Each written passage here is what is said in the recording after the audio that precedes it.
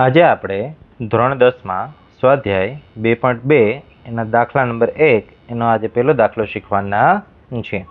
હજુ કે દાખલા નંબર 1માં આપણને કહે છે કે નીચે દર્શાવેલ દ્વિઘાત બહુપદીના શૂન્યો શોધો. એટલે આ એક પહેલો પ્રશ્ન આવ્યો. પછી કહે છે કે તથા તેમના શૂન્યો અને સહગુણકો વચ્ચેનો સંબંધ છે ચકાસો. એટલે અહીંયા આપણને બે પ્રશ્ન છે પૂછેલા છે કે પેલા અહીંયા જે દ્વિઘાત આપણને સમીકરણ આખું આપેલું છે, બહુપદી આપેલી છે, એના બંને શૂન્ય શોધવાના છે. અને પછી જો શૂન્ય મળી જાય તો શૂન્ય અને જે સહગુણકો વચ્ચેનો સંબંધ છે એ ચકાસવાનો છે. એટલે સૌથી પહેલા તો સંબંધ યાદ કરી લઈએ કે કઈ વસ્તુ આપણે ચકાસવાની છે. તો આપણે બે સંબંધ ભણીએ છીએ કે આલ્ફા પ્લસ બીટા બરાબર માઇનસ બી ભાગ્યા એ અને આલ્ફા ઇન્ટુ બીટા બરાબર સી ભાગ્યા એ. આ બંને સંબંધ છે આપણે ચેક કરવાના છે. પણ એ બંને ચેક કરવા માટે સૌથી પહેલું સ્ટેપ શું કરવું પડશે? તો કે શૂન્ય શોધવા પડશે. તો ચલો શરૂઆત કરીએ શૂન્ય શોધવાથી.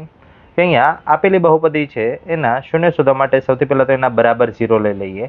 એટલે કે x square minus 2x minus 8 બરાબર 0. ચલો હવે અહીંયા તો કે એક્સ સ્ક્વેર એનો સહગુણક અને અચળ પદ બંનેનો નિશાની સાથે ગુણાકાર કરીએ. એક્સ સ્ક્વેરનો સહગુણક તો કે 1, અચળ પદ તો કે માઇનસ 8, બંનેનો ગુણાકાર 8 એકા 8, પણ 8 છે માઇનસ છે એટલે પ્લસ માઇનસ માઇનસ 8 થશે. ચલો હવે 8ના એવા બે ભાગ પાડો, કારણ કે માઇનસ આવે છે એટલે બાદ બાકી વચ્ચેના પદ જેટલી થાય 2 જેટલી થાય. એટલે કે અહીંયા 4 દુ 8, 4માંથી 2 જશે એટલે કેટલા મળશે? 2. હવે જે વચ્ચેના પદ નિશાની છે એ મોટાને આપી દો, નાનાને ઊંધી નિશાની આપી દો, કારણ કે આપણે બાદ બાકી કરવાની છે. ઓકે, એટલે અહીંયા આપણે શું લખાશે તો કે માઇનસ 4x પ્લસ 2x બરાબર માઇનસ 2x. એટલે કે ટૂંકમાં જે માઇનસ 2x છે ત્યાં માઇનસ 4x પ્લસ આપણે 2x લખવાના જે એ આપણે આ ગણતરી દ્વારા ભાગ પાડ્યા. ચલો હવે અહીંયા આપણે એ ભાગ લખી નાખીએ. સૌથી પહેલાં તો 1x વર્ગ minus 4x plus 2x minus 8 બરાબર 0. હવે બે પદની પેર બનાવી દઈએ. પહેલા બે પદ, પાછળના બે પદ. પહેલા બે પદમાંથી કોઈ કોમન નીકળતું તો કોમન કાઢીએ. તો કે અહીંયા x વર્ગ છે અને અહીંયા પાછળ x છે એટલે બંનેમાંથી એક એક x બહાર નીકળી જાય. એટલે અહીંયા અંદર શું વધશે તો કે x વર્ગમાંથી એક x જતો રહ્યો એટલે ખાલી એકલા x જ વધશે. અને પછી માઇનસ 4x હતા એમાંથી x છે નીકળી જશે એટલે ખાલી એકલા માઇનસ 4 વધશે. ચલો હવે પાછળના બે પદ એમાં શું થાય છે તો કે અહીંયા 2 છે અને 8 છે, એના બે ભાગ પડે 4 દુ 8 એટલે એમાંથી પણ 2 મળે. એટલે કે બંનેમાંથી 2 2 છે આપણે કોમન કાઢી શકીએ. ચલો હવે અહીંયા કોમન કાઢીએ એટલે હવે અહીંયા નેક્સ્ટ સ્ટેપમાં છે આપણે પ્લસ 2 કોમન કાઢશું. એટલે અંદર શું વધશે તો કે ખાલી એકલા x વધશે અને માઇનસ 8ના બે ભાગ પડ્યા હતા 4 દુ 8, એમાંથી 2 છે 12 જતા રહ્યા અને છેલ્લે વધ્યા શું વધ્યા હશે? 4 છે વધ્યા હશે. ચલો હવે ધ્યાનથી જોઈએ બાળકો તો કે અહીંયા x માઇનસ 4 x માઇનસ 4 બંને કાઉન્સ સરખા થઈ ગયા. એ બે કાઉન્સને છે આપણે બહાર લઈ લઈએ એટલે કે x માઇનસ 4 અને બીજા કાઉન્સમાં રહેશે x પ્લસ 2 બરાબર 0. ચલો હવે અહીંયા બંને કાઉન્સનો ગુણાકાર 0 છે એટલે એનો અર્થ શું થાય કે કાં તો પહેલા કાઉન્સ બરાબર 0 હોય અથવા તો બીજા કાઉન્સ બરાબર 0 હોય. એટલે અહીંયા બંને આપણે લખીએ કે ભાઈ x માઇનસ 4 બરાબર 0 અથવા x પ્લસ 2 બરાબર 0. ચલો માઇનસ 4 સામે જશે એટલે પ્લસ 4 થશે એટલે x બરાબર 4 અથવા આ જે પ્લસ 2 છે એને સામે લઈ જાય એટલે માઇનસ 2 થશે એટલે કે x બરાબર માઇનસ 2. યસ, એટલે અહીંયા આપણને x ની બે કિંમત મળી કે ભાઈ કાં તો x બરાબર 4 હશે અથવા તો x બરાબર માઇનસ 2 હશે.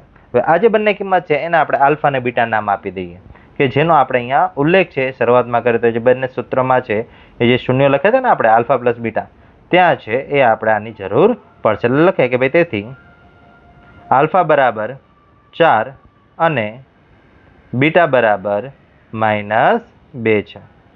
ચલો આલ્ફા અને બીટા તો મળી ગયો. હવે જરાક સૂત્રમાં જોઈએ કે ભાઈ હજી કોની જરૂર પડશે તો કે અહીંયા કંઈક એની જરૂર પડશે, બીની જરૂર પડશે અને સીની જરૂર પડશે.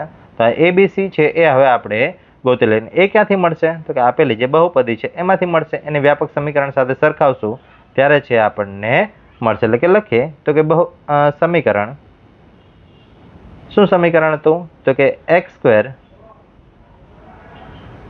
માઇનસ 2x માઇનસ 8 બરાબર 0 ને વ્યાપક સમીકરણ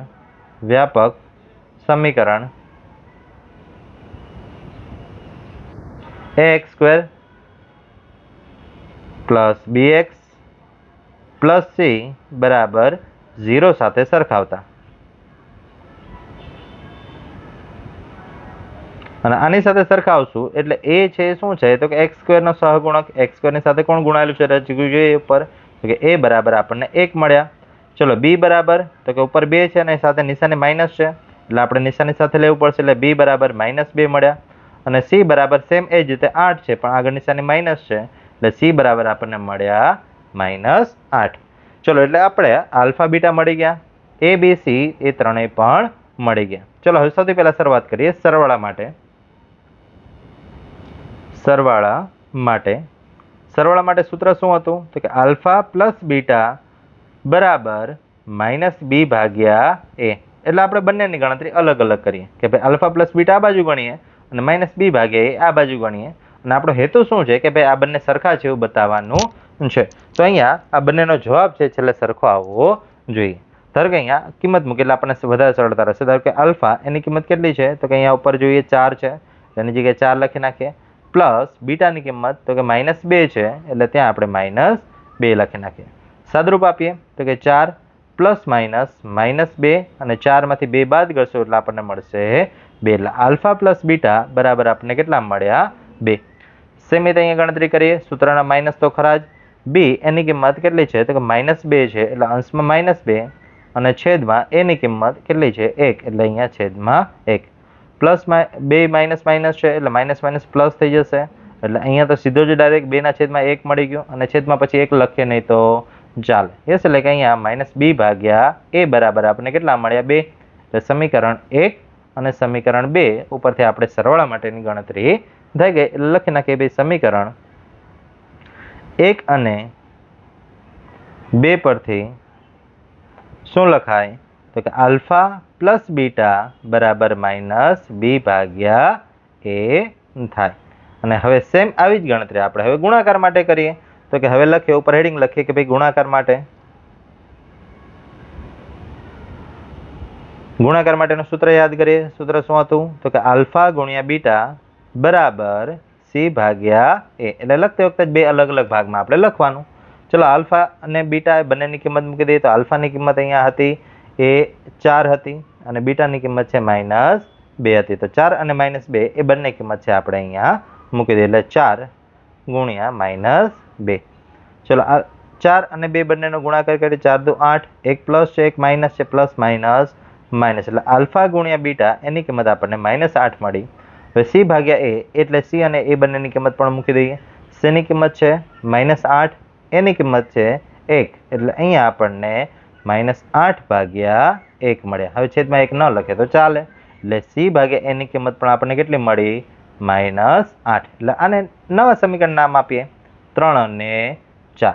એટલે સમીકરણ 3 અને 4માં બંનેની જમણી બાજુ સરખી છે તો ડાબી બાજુ પણ સરખી થાય. એટલે લખી છે કે ભાઈ સમીકરણ 3 અને 4 પરથી શું થશે તો કે આલ્ફા ગુણ્યા બીટા બરાબર સી ભાગ્યા એ થાય. એ એટલે આપણે જે બંને વસ્તુ જે સાબિત કરવાની હતી એ બંને વસ્તુ સાબિત થઈ ગઈ. Thank you.